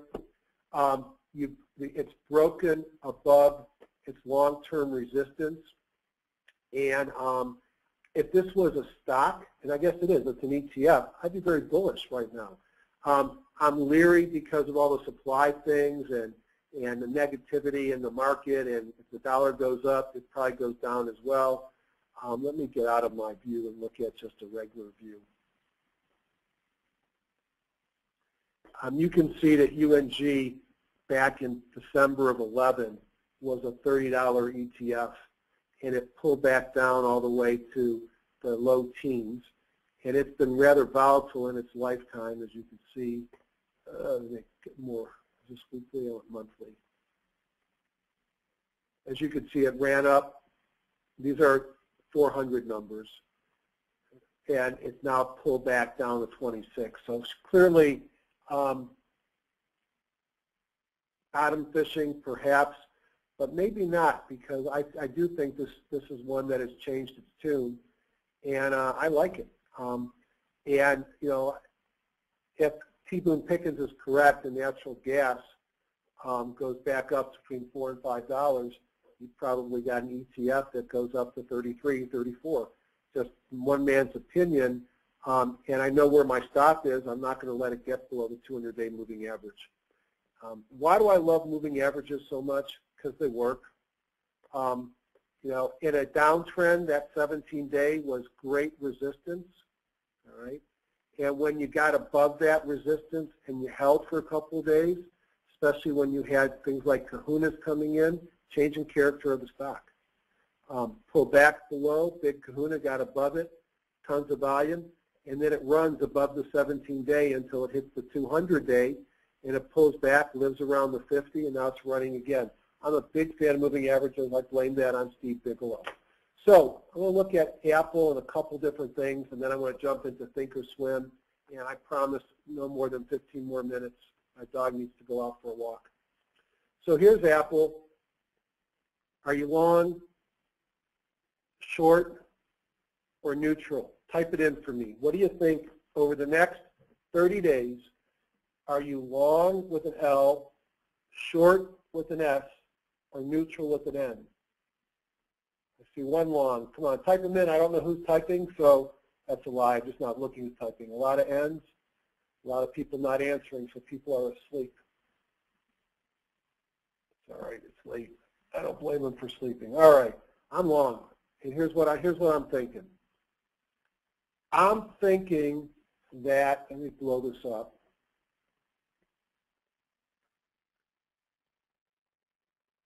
I'm thinking that it came down and touched its 50-day moving average today, and that moving average held. I'm thinking that the last couple of times it touched its 50-day moving average, it was a buying opportunity. You could see back here in May, it got below it. It was a great buying opportunity, but you probably had your stomach ache for a few days before it turned around. But let's look at seasonals. So I'm not the expert in this. It's a new thing for me, although I use Best Choice and others. But here's something that I thought was kind of interesting on Apple. Let me do this. So obviously it's a stock that's gone up almost constantly over the last several decades, or several years. And so it's not a whole lot of really bad months. But there are some periods of time which are bullish for this stock. So what I'm doing here is looking at either, I think it's 10 years worth of past performance where the programmer has set it so it's creating an artificial line of what you'd expect day-over-day change of the stock to do based upon the last 5 and 10 years. It then scans the market and looks for outstanding periods of time when the stock trades up or trades down. And then over here, it gives me some dates and then risk and reward ratios. So the first thing that I see here is that the stock is actually tracking very similar and pulling back as the prediction line did. So it's fairly highly correlated, perhaps, with what the stock has been doing. I see that we're in a couple more days of weakness with a 5-day performance basically looks flat. But I look at what happened, this is 10-year seasonality, by the way, out over the next 10, 30, and 60 days, it's bullish. You see the green here. And with the average being over 60 days, 11% gain, being 7% gain in 30 days, and a little bit less than 1% over 10 days. If you look at the period between October 11th and November 7th, if you look at 10 years of trading, 9 years up, 1 year down. The average up year was 13.26%. The average down year was minus 0.18%. I like them odds. In fact, if I forget to hit the sell signal and I go between October 11th and December 14th, for the most part, I've got a 20% gain in the stock. So what am I going to do with Apple? I may have a little bit of money, but to buy 1,000 shares, it's going to cost $660,000. I don't think so. Let's play with Apple and look at things that I might want to do. So I'm going to jump into Thinkorswim. I think I depersonalized it already. Yep. Okay. So I've become a big fan of Thinkorswim. And I have two versions that I use. I use my HTSI version where I've got it programmed with pocket pivots and kahunas and all those things. But I came across this through a friend, this site here. Let me bring it over here.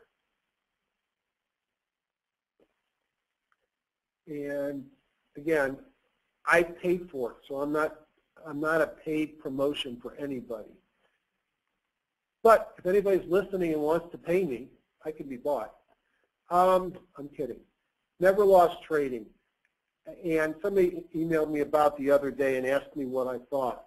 Well, one of the problems, one of the realities of HTSI is it's not really giving you a bridge to what to do tomorrow morning at 9:35. It's giving you a great edge by telling you what the market's going to do, by helping you find what industries and sectors are the ones that are moving. And so at least you've taken your 8,000 instruments down to 5, 10, or in my case, 30 or 40. But then what do? Now, you might just buy on the open if they trade higher than what the high of the day yesterday. You know what? That's not a bad approach, frankly, because if the market tanks, you don't open up higher than the high yesterday. If your stock is going down, it probably doesn't open above the high yesterday and then trade below. That's called the bearish engulfing pattern. They don't happen that frequently, especially in a stock that looked good enough to buy. But this guy is interesting. He lives part-time in Germany, part-time in New Jersey. His bank's in New Jersey. He's incorporated in Florida. I got nervous with that. My buddy Clive paid thousands of dollars and told me he was the best guy he ever worked with. And he's worked with Oliver Velez, Clive, and others. So when he says that, it made me pay attention. So I actually paid for it and bought his product. And let me show you why I like it and where it might be something that's missing for a lot of HTSI users.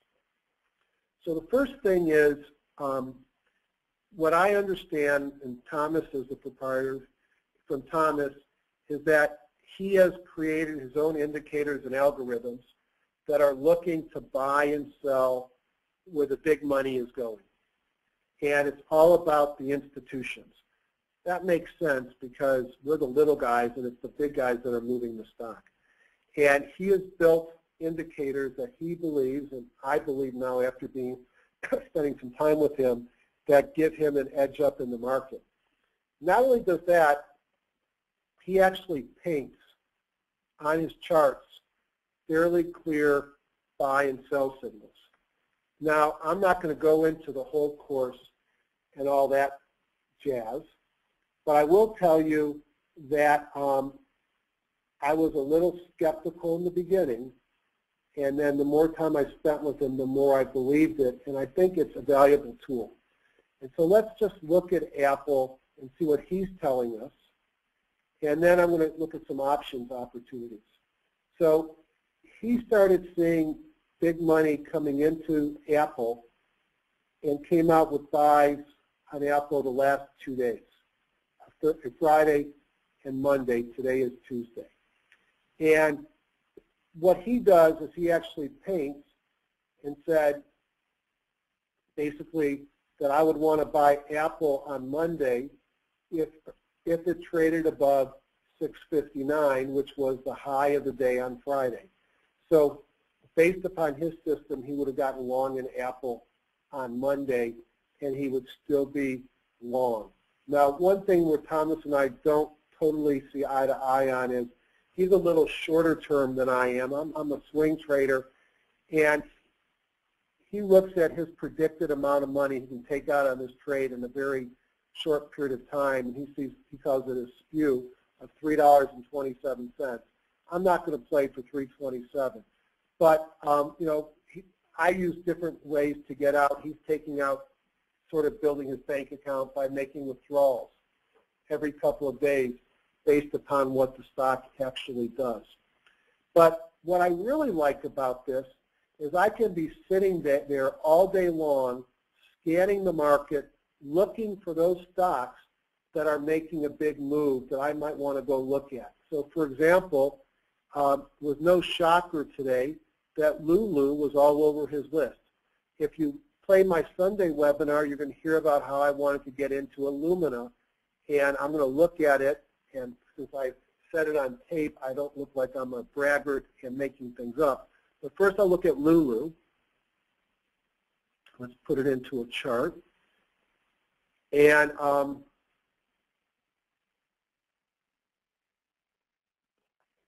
he has a buy on Lulu at 76.42 for tomorrow.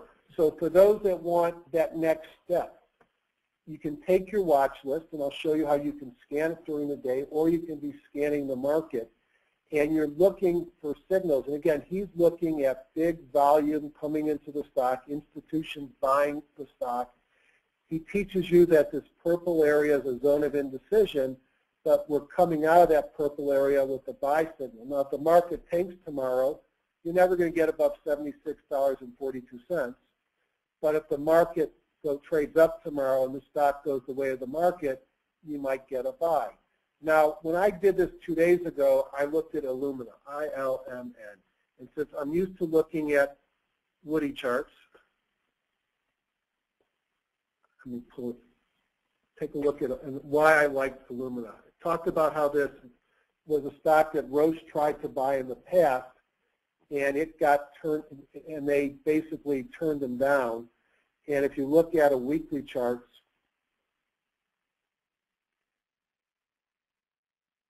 here's where they decided no.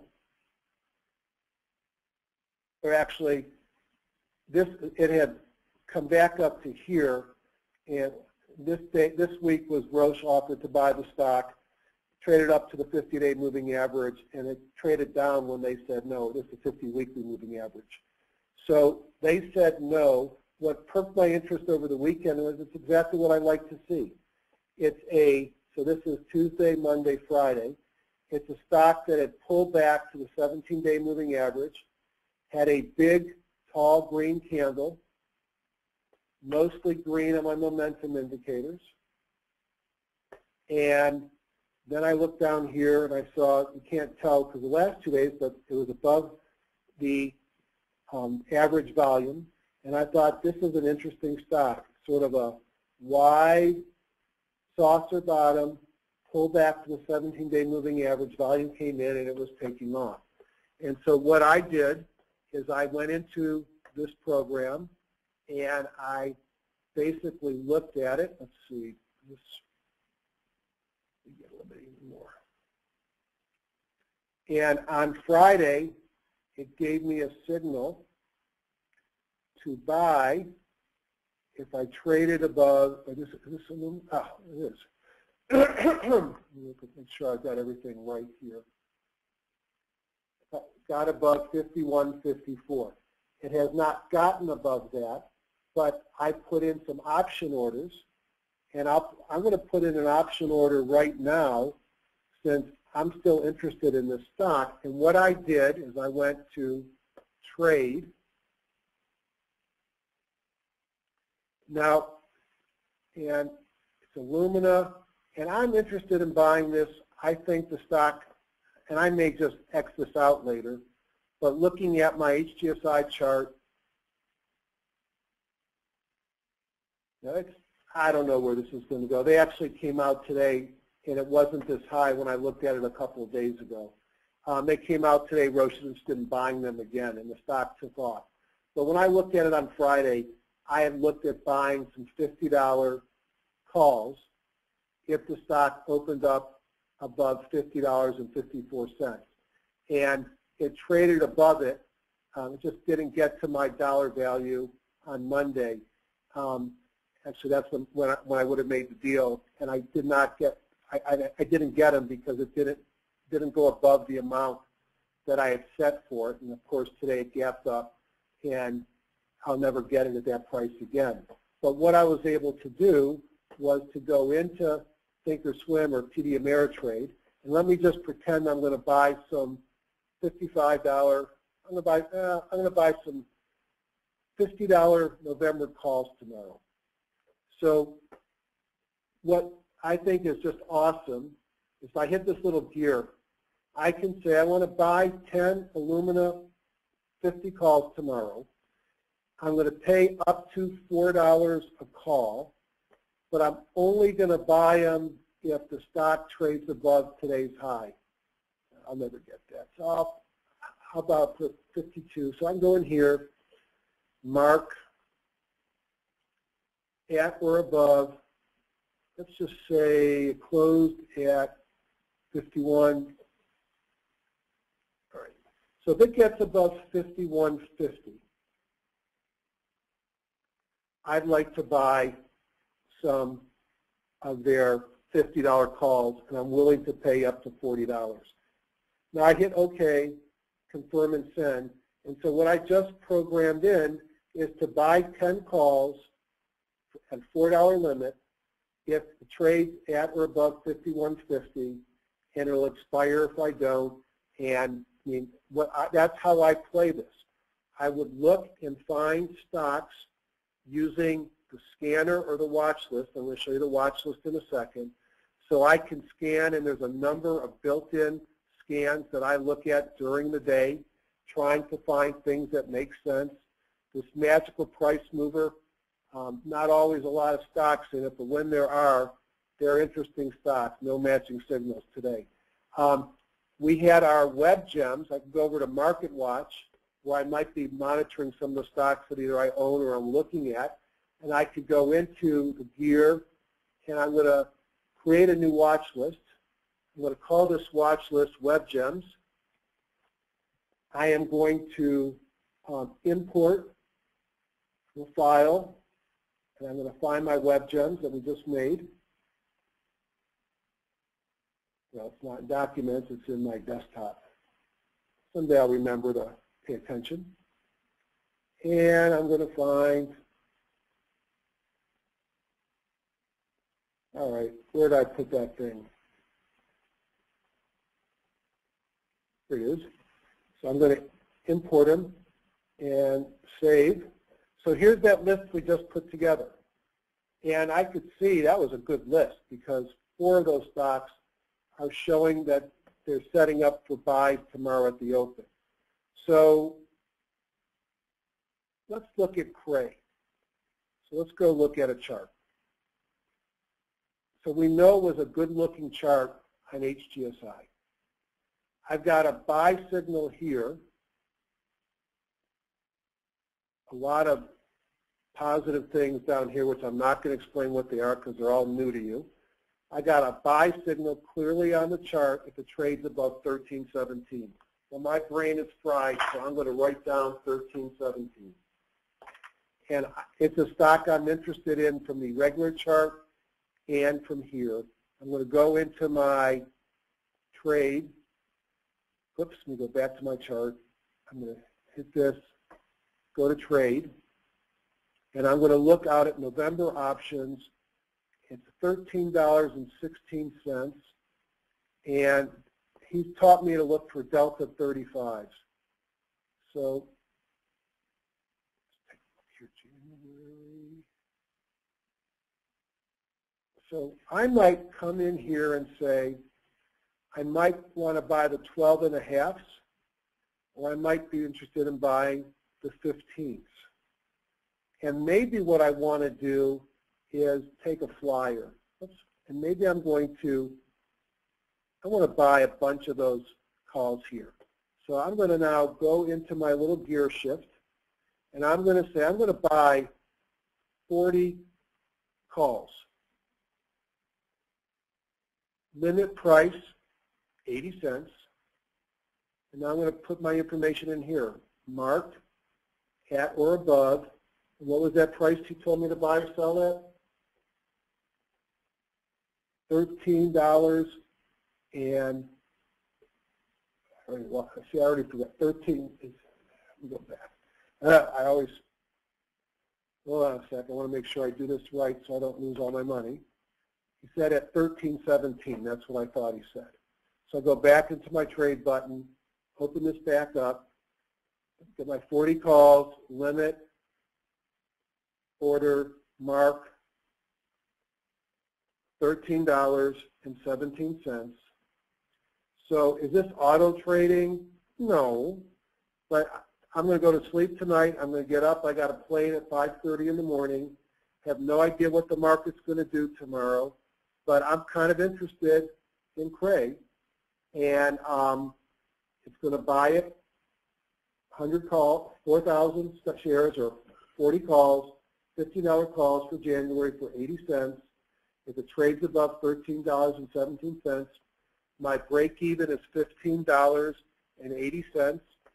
When Thomas listens to his tape, he'll say I did the right thing, I hope, because he likes those delta 35, 37. It's a delta 35, so it's the right number. And I'm going to hit send.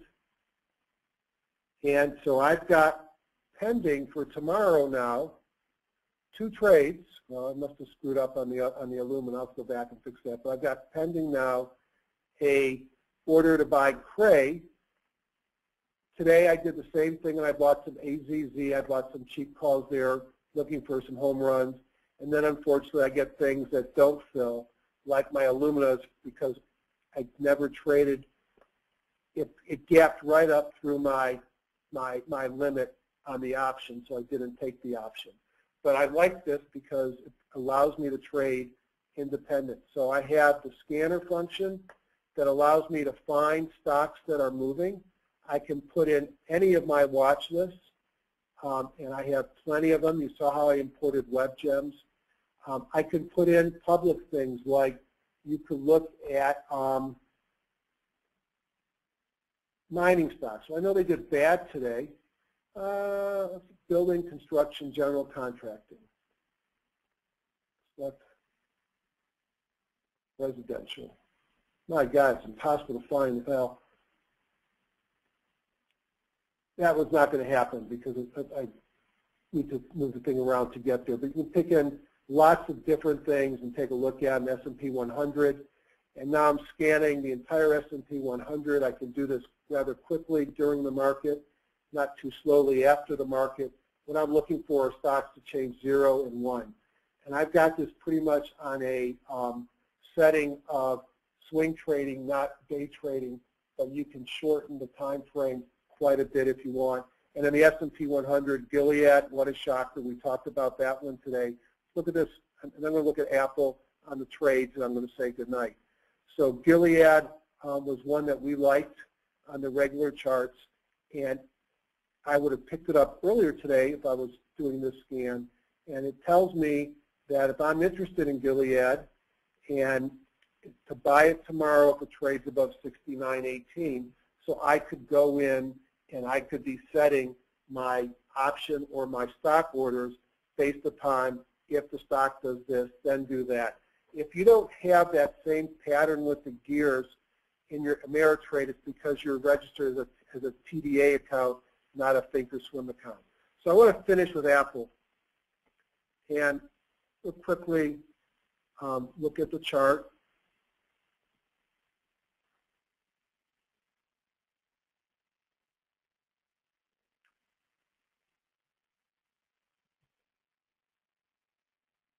So the buy above 661.79, should have gotten me in today, but I wasn't buying it today. So at least it looks like it's potentially viable if it's smarter to have bought it today, not tomorrow. So 661.79 would be a price that I might be interested in. So what can I do? Let's go into the trade. And I think there's some really neat trades that you can do on Apple. All right, weekly options. All right? Weekly options might be a little bit dangerous, but if you are bullish Apple, you could go in and maybe buy or sell 660 or buy 660 puts, sell 650 puts, have $3, well, three and a quarter in premium, and as long as Apple trades up for here, you never have to touch the stock, and you'll make $3 X per contract that you buy. That would be a bullish play. If you were really bullish from here, and that expires, by the way, in 3 days. So $3 and three to 3.5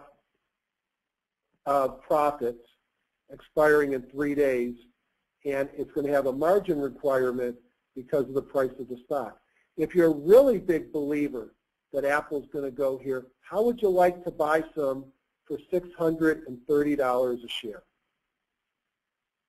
If you believe it's good at 661, so why not sell puts that are a month and a half out at $660, which means you're giving somebody the right to sell you the stock at $660, and they're paying you $31 to do that. And you have, and they've got about 6 weeks for that to happen, 45 days for that to happen, and you make $31 for giving them the right. Don't you wish you could buy Apple for $630 a share? What do you think the risk of it going below 630? So that's a somewhat of a naked position, because you will have to buy if the stock was at 500, or you might want to come in and give yourself some more strike prices, and maybe you want to sell the 660s or buy and then buy a 650, and here you're going to get about $5.50 per call just to take $10 risk in the stock. So one way of approaching Apple could be to selling puts, selling some debits, some credit spreads where you're going to get money and you're covering your risk by buying a out-of-the-money put to protect you. Or do you want to buy calls? Now the problem is it's expensive stock and it will cost you quite a bit, but if you're a big believer in the stock and you believe the stock goes to 680, 690, then you could be looking at buying some in-the-money or close to in-the-money calls in the $30 range.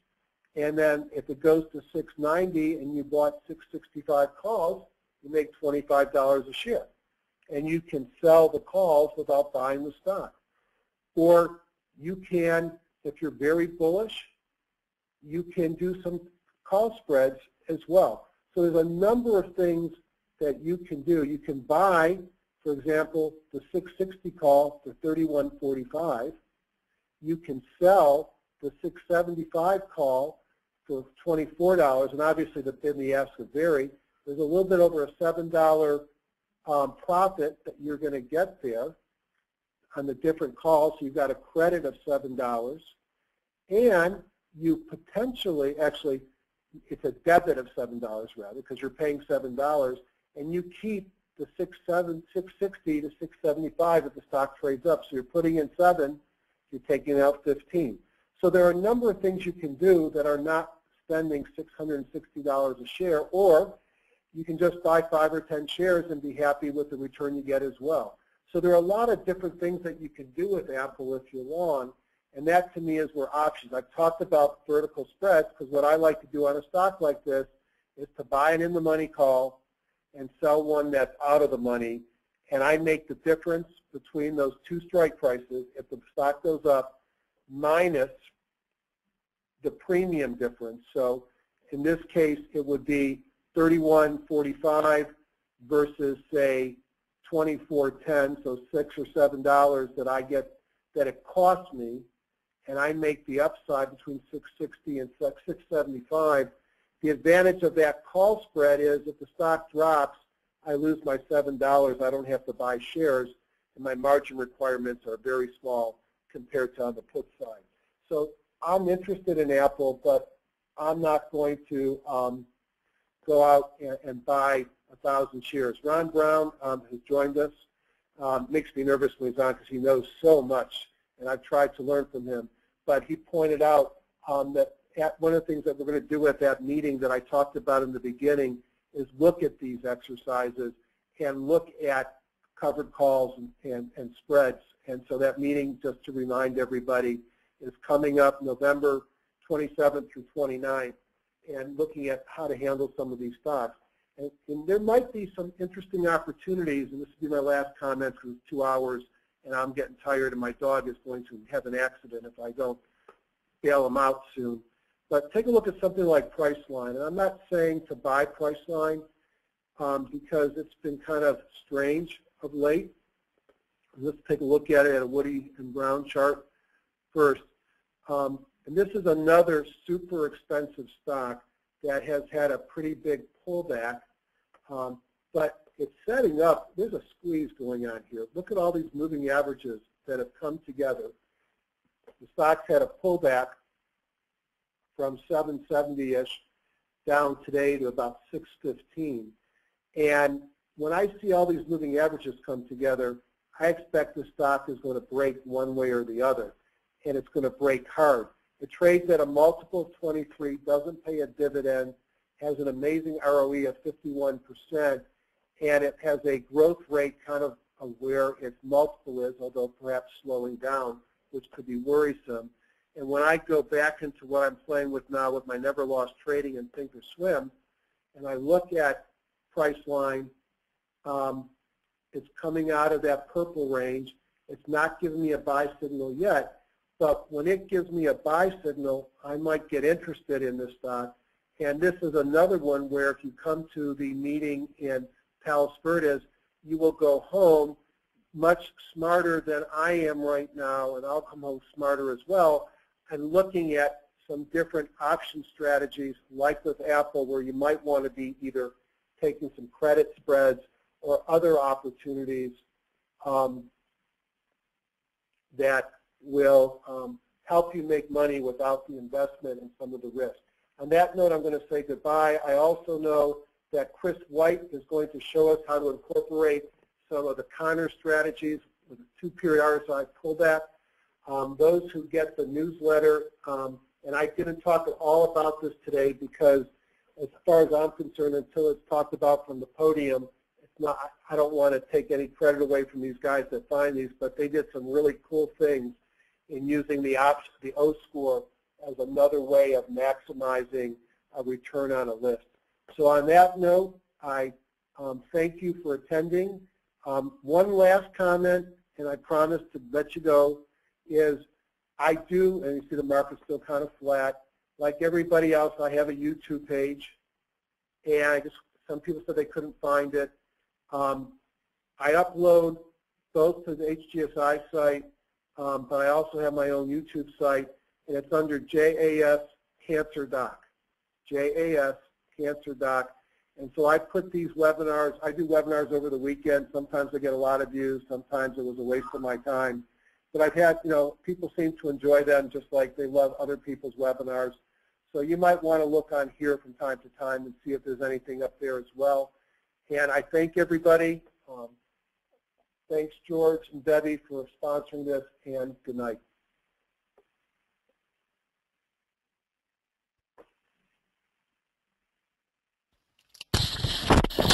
Thank you, Jeff.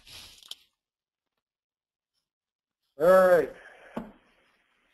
So we stop the audio.